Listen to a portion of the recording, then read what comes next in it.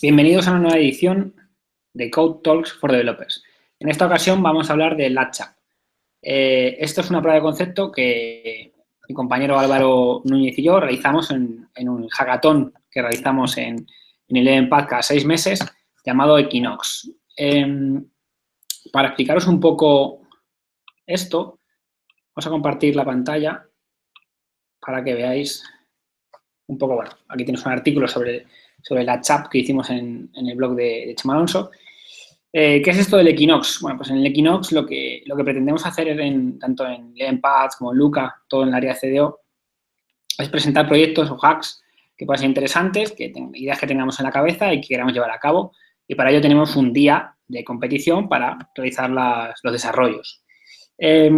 Nosotros, en el pasado hackathon de marzo, tanto mi compañero Álvaro como yo, pensamos en utilizar la tecnología Latch para intercambiar datos con otra ubicación remota a través de la posición de los cerrojos de las operaciones que Latch proporciona a los usuarios.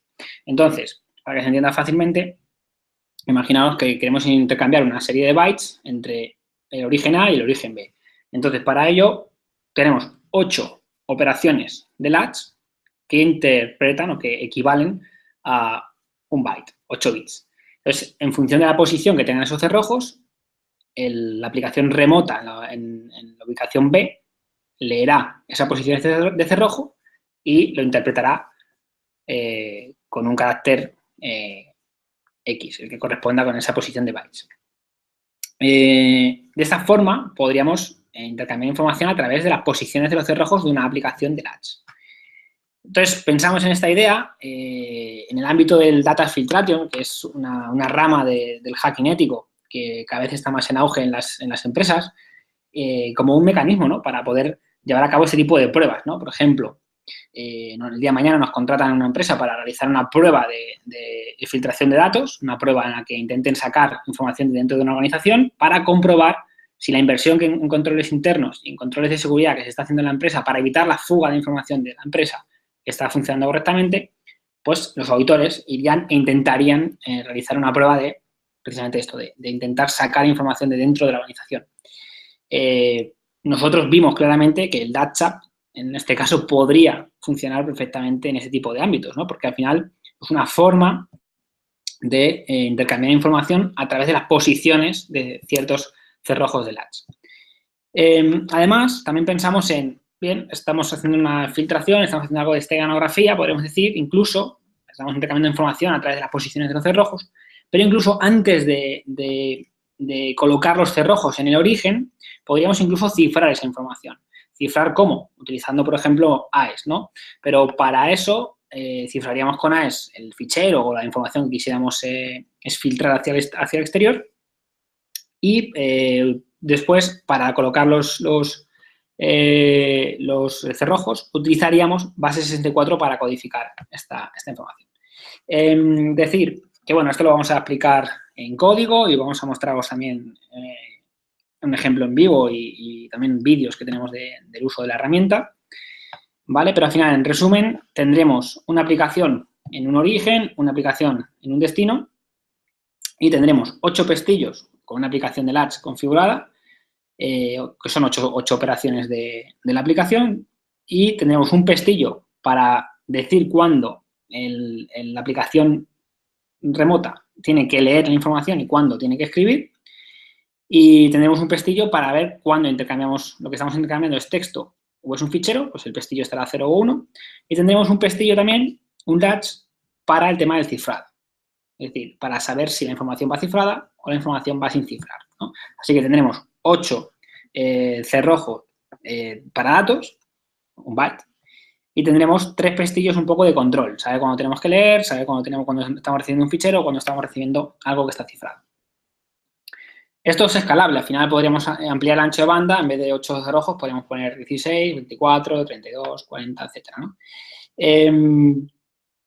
Pero bueno, nos surgió así, teníamos un día y esto es lo que nosotros llegamos a hacer. Lógicamente, el código no es el mejor código del mundo, pero en el hackathon lo que importa realmente es la idea y el llevar a cabo y poder mostrar a los compañeros lo que se ha realizado, ¿no? Y también comentar que nos dio tiempo, aparte de realizar esta aplicación, a implementar el plugin del LatchApp para una herramienta que se llama Data Filtration Toolkit, más conocida como DET. Sobre DET, yo he escrito algún artículo en el lado del mal, donde, bueno, pues hablamos de filtración de datos y hablamos un poco de las diferentes formas que se puede llevar a cabo este tipo de filtración, ya sea a través de canales encubiertos como pueden ser Gmail, Google, o utilizando protocolos como el DNS o el TCP para filtrar datos. Y ahora lo que nosotros hicimos es incorporar nuestro código de LatchApp en formato de plugin para DET. Entonces, bueno, pues aquí tenéis el vídeo incluso, que luego os mostraremos en un ejemplo. Así que sin más, voy a dar paso y la bienvenida a mi compañero Álvaro Núñez, que me acompañó en la aventura del hackathon. Y nada, Álvaro, bienvenido y te dejo a ti. Bueno, pues buenas tardes. Vamos a empezar a comentar un poco cómo desarrollamos esta idea para este hackathon. Y bueno, comentar que lo primero que hicimos para empezar, ya que estaba basado en Python, pues montamos un directorio virtual en el cual instalamos las dependencias que íbamos a utilizar y de esta manera no ensuciamos los globales de Python. Entonces, hicimos un directorio virtual y aquí os muestro los requerimientos de las librerías que hemos usado para que esto funcione. En este caso es PyGubu y PyCrypto. PyGubu es un intérprete para interfaces gráficas que simplifica el uso de tkinter, que tkinter, como sabemos, es la interfaz gráfica por defecto que viene con Python. Y luego, por otro lado, PyCrypto es la librería para criptografía que podemos usar. Entonces, ¿dónde empieza todo el código? Pues en el main. Cuando nosotros ejecutamos el main, nos va a desplegar ya una ventana. Esto es, como vemos, tkinter. Y tenemos dos ficheros importantes que son los que van a llevar al cabo la aplicación. Por un lado, vamos a tener el fichero de la vista y luego, por otro lado, el que gestiona todas estas cosas que le hemos llamado controller. Entonces, como vemos, sencillamente el main arranca el controlador, que a su vez este va a arrancar la vista. Si echamos un vistazo a la vista, la cual la diseñamos con el PyGubu, cuando instalamos esta dependencia, se nos instala un programa que podemos ejecutar con PyGubu Designer y es bastante fácil de realizar la vista. Sería un poco parecido al Qt Designer para cuando usamos PyQt, pero en TK. Entonces, aquí tenemos el formato que nos sacaría. Nosotros con el PyGubu Designer guardaríamos un archivo .ui y luego con un archivo Python convertimos este UI en objetos de Python para poder usar. Entonces, como vemos, la clase vista aquí es bastante sencilla. Simplemente carga el .ui y ya desde el propio controller pues va a ser donde le llamemos y se va a mostrar. Bien, si nos vamos ya a la parte del controller, bueno, también comentar que tenemos por aquí la carpeta de Latch, que este es el SDK de Latch escrito en Python, del cual pues utilizamos, le tenemos que utilizar. Nosotros cuando empezamos a hacer el código ya hemos pareado una cuenta, por lo tanto lo tendríamos escrito aquí, tendríamos aquí escrito el account ID, que ya lo hemos generado anteriormente con el app ID, el secret key. O sea, que pareamos la cuenta y ya con el código del ID de la cuenta lo tendríamos aquí puesto. Y aquí todas las operaciones, que como ha comentado Pablo, pues tenemos las 8 y luego tenemos uno para avisar cuando hay lectura, para si es un archivo y para si es encriptado.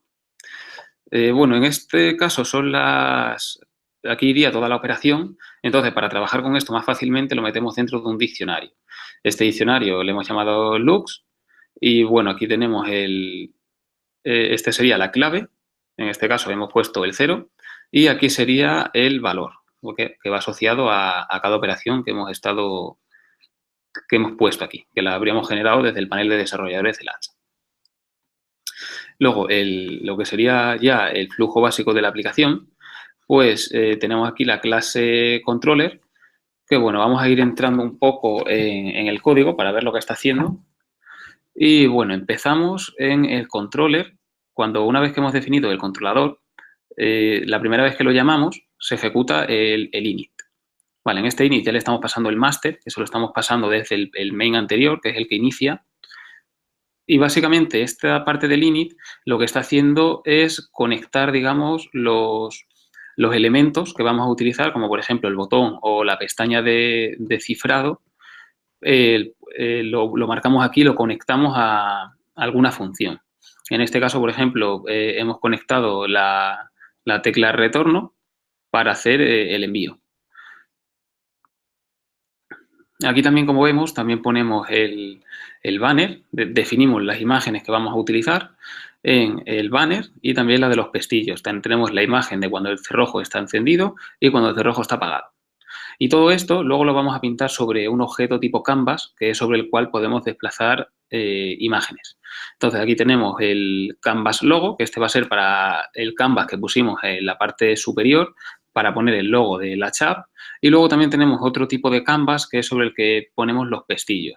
Hicimos una función propia para, de manera sencilla, pasarle aquí en binario, en ceros y unos, los estados de los pestillos y ya automáticamente va a escribir en el canvas latch pues estos pestillos de esta manera. Entonces, pues va a simular este movimiento. Cada vez que llamemos a esta función, pues va a simular este movimiento de los pestillos que estamos haciendo. Aquí también, pues eso, conectamos el objeto es un checkbox, es un tipo checkbox, que cuando lo tenemos marcado lo vamos a almacenar en una variable y a la hora de hacer las operaciones, pues vamos a comprobar si lo queremos cifrado o no y en base a eso pues va a ejecutarlo cifrado o sin cifrar. Y luego, como vemos, las funciones de lectura se están ejecutando en un hilo aparte porque si no la aplicación se quedaría congelada. Entonces no podríamos utilizar la aplicación se paralizaría y no se podría utilizar. Entonces lo lanzamos en un hilo aparte y mientras está leyendo nosotros más o menos podemos utilizar la aplicación. Aquí ya vamos entrando en funciones básicas que hemos definido. Por ejemplo, aquí tenemos la tipo send, la de envío, y aquí directamente le pasamos no le tenemos que pasar ni siquiera el mensaje porque cuando nosotros le damos a enviar, ya aquí, por ejemplo, está desbloqueando el cerrojo 9, que este cerrojo 9 era el de lectura, o sea, le estamos bajando. Y de esta manera el receptor va a saber que tiene que leer. Recuperamos el texto del campo de escritura que tenemos en la propia aplicación y si no está vacío, lo enviamos. Y como veis, pues se está enviando en un hilo aparte para que no se congele la aplicación. De la misma manera que enviamos un texto, también lo tenemos hecho para archivos. En este caso también vemos que lo va enviando, pero en este caso, cuando le damos a abrir, estamos abriendo un archivo y lo estamos abriendo de lectura de binario. Lo leemos y lo mandamos también de la misma manera que si fuese texto, byte a byte. Bueno, luego tenemos el setMSG, esta función. Lo que estamos haciendo con esta función es poner en la vista, que tenemos un tipo de objeto listbox, pues estamos metiendo este elemento y le estamos sumando uno de manera que cada mensaje que pongamos se va a poner uno debajo del otro. Entonces va a dar esta sensación de que tenemos un chat. Cada vez que escribe se va poniendo un mensaje debajo del otro. Y en setMSGDisplay igualmente se está poniendo también en el objeto que hemos creado con Pigubu que se llama testDisplay. La siguiente función, el latchView, es la que hemos comentado arriba, que lo que está haciendo le vamos a pasar en formato ceros y unos el estado y directamente si le pasamos un 0 va a estar apagado y si le pasamos un 1 se va a encender. Entonces pasamos 8 ceros y unos, lo ponemos el número que sea y eso se va a convertir en las imágenes que se van a crear en el canvas para los pestillos. Y aquí vemos cómo lo mete, ya sabemos qué imagen tenemos que poner, si es la de encendido o la de apagado. Si vemos todas las X, que sería 75 a 75 píxeles, están todas bien puestas y lo que vamos bajando es en la Y. Entonces, en todo se van poniendo un pestillo debajo del otro visualmente.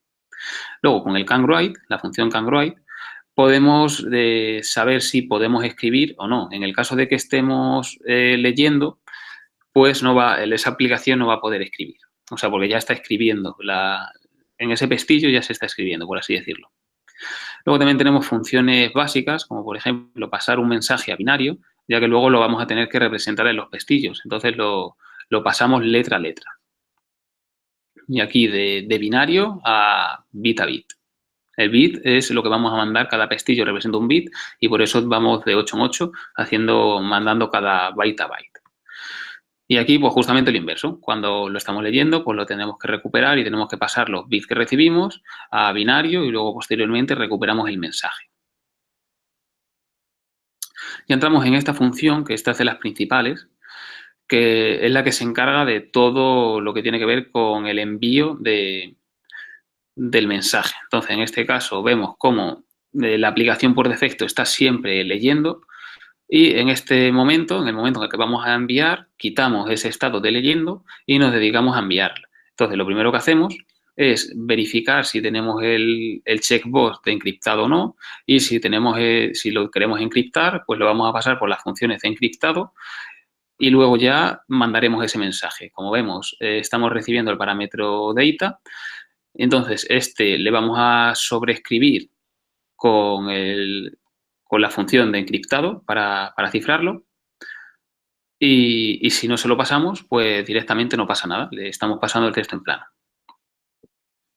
Y bueno, aquí lo que vamos haciendo es recorrer letra por letra para convertir cada letra a byte y poder transmitir letra a letra el estado a los pestillos y a su vez que la otra aplicación va a estar leyendo y va a ir recuperando letra a letra el mensaje. Ahora cuando hagamos la demo en real se verá bastante más claro. Y bueno, básicamente esto te está enviando hasta que se finalice todo lo que se tiene que mandar y una vez que se finaliza se ponen ya todos los pestillos a cero y se vacía, por ejemplo, el texto se vaciaría, la casilla de texto se vaciaría y ya comenzamos otra vez el servicio de lectura, empezaría otra vez de nuevo. O sea, ya esta aplicación empezaría otra vez a leer constantemente.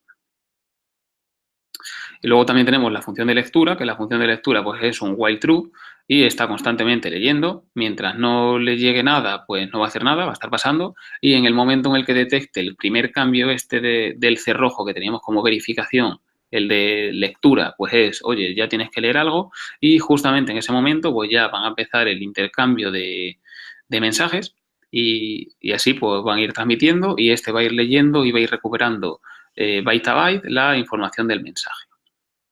Y en el caso de que sea un fichero, pues de la misma manera lo vais recuperando poco a poco y finalmente debería escribirnos un fichero y con lo cual obtendríamos un fichero idéntico al que hemos transmitido. Por último, por hacer aquí una mención a las funciones de cifrado, estas son las que utilizamos la librería de pcrypto y tenemos aquí la primera función que es devpath. Aquí estamos mandando el mensaje que queremos transmitir, pero como sabemos, esto tiene que tener cierta longitud, que depende del bloque. Entonces, esto lo que está haciendo es calcular el tamaño del bloque y en el caso de que no se llegue a ese tamaño, pues va a rellenar con el byte 0, que es un nulo. Entonces, de esta manera se puede rellenar porque de otra manera el cifrado no funcionaría. Luego tendremos las funciones de encriptar y desencriptar, vamos, cifrar, mejor dicho, cifrar y descifrar, que bueno, hacemos, es tipo AES y dentro del AES estamos con el modo CBC. Esto tiene un vector de inicialización que será aleatorio y, por tanto, cada vez que cifremos un mensaje, aunque mandemos el mismo si lo mandamos cifrado, se va a mandar de manera diferente. El cifrado cambia. Y aquí tenemos la función de cifrar, de la de descifrar, de la misma manera. Y luego, obviamente, este cifrado genera muchos bytes que no son printables, ¿no? No son imprimibles. Entonces, para poder imprimirlo y verlo por pantalla, lo que hacemos es pasarlo por un encodificador en base 64 o decodificarlo en base 64. Y de esta manera podemos transmitirlo sin problema. Y por último tenemos la función de quitar, que se activará en el momento en el que pulsemos el círculo de cerrar la aplicación. Entonces vamos a hacer una demo del programa y vamos a ver cómo funciona.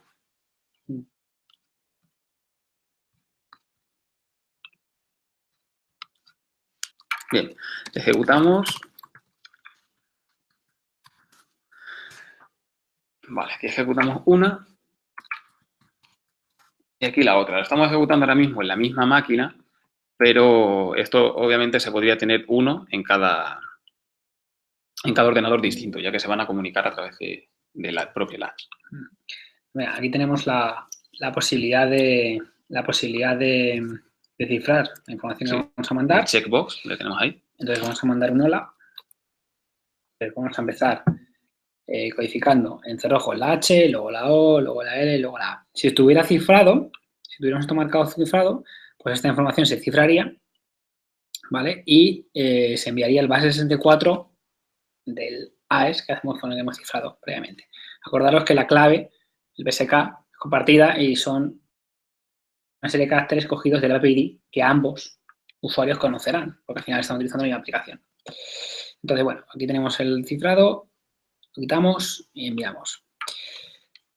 Esa es la posición de la H y vamos a ver aquí cómo leeremos esas posiciones, interpretaremos y obtendremos el mismo valor, la H, tenemos la O, ocurrirá lo mismo en el destino y de esta manera vamos intercambiando la información gracias al movimiento de los pestillos. Cuando tengamos la palabra completa, mandamos un final y ahora mismo la chat sabrá que es el final de la palabra y tenemos el mensaje. Otra opción sería mandar un fichero.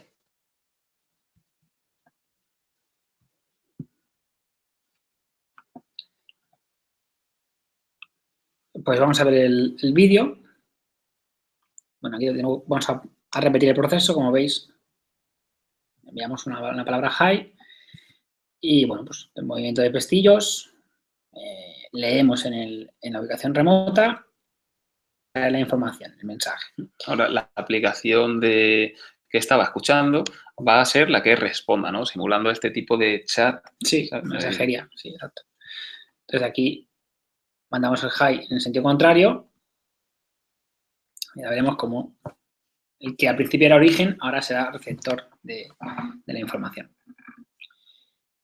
Bien, como os hemos comentado antes, el tiempo la velocidad de la aplicación, pues lógicamente se puede escalar. Esto se hizo en un día, como prueba de concepto, pues está bastante bien. Fijaos, aquí lo que vamos a hacer es intercambiar una clave ultra secreta, ¿no? Que hemos llamado, que bueno, al final no deja de ser, puede ser una clave privada. Y al final, pues como se ve, está cifrado también. ¿Vale? Ese fichero se envía también cifrado, se codifica en pestillos y se lee y se descifra. Y se obtendrá el mismo fichero que os mandé al principio, que es una clave privada. Por ejemplo, es una forma para enviar claves privadas de manera pues, segura, ¿no? Incluso. Y nada, pues aquí hemos recibido el fichero completo, se descifra en destino y en este momento procederemos, bueno, ahora cuando termine de llegar, procederemos, ¿vale? File Resize, procederemos a hacer la comparación de archivos para ver que el fichero que se ha enviado con el que se ha recibido son exactamente el mismo. Ahí tenemos la terminal. Hacer para visualizar el fichero.